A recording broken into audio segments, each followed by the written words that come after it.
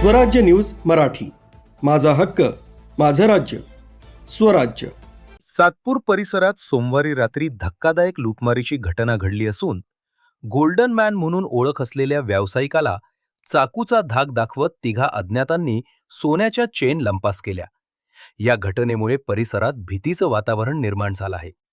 मकरंद साळी असं लुटीचा बळी ठरलेल्या व्यावसायिकाचं नाव असून ते टेलरिंग व्यवसाय करतात सातपूरमध्ये. त्यांची गोल्डन मॅन म्हणून ओळख आहे. सोमवारी रात्री 10:30च्या सुमारास ते सातपूर स्थानकासमोरून जात असताना तिघा अज्ञातांनी त्यांना अडवला.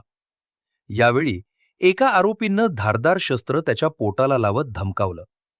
त्यानंतर आरोपींनी त्यांच्या अंगावरील सुमारे 145 ग्रॅम, 70 ग्राम आणि 75 ग्राम वजनाच्या 2 सोन्याचे चेन जबरदस्तीनं हिसकावून घेतल्या आणि अंधाराचा फायदा घेत पसार झाले.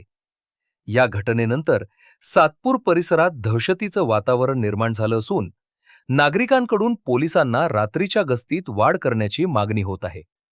दरम्यान या प्रकरणाचा तपास वरिष्ठ पोलीस निरीक्षक प्रकाश आहिरे यांच्या मार्गदर्शनाखाली पोलीस उपनिरीक्षक अजिनाथ बटुळे करत असून आरोपींचा शोध घेण्यासाठी पथक रवाना करण्यात आलंय.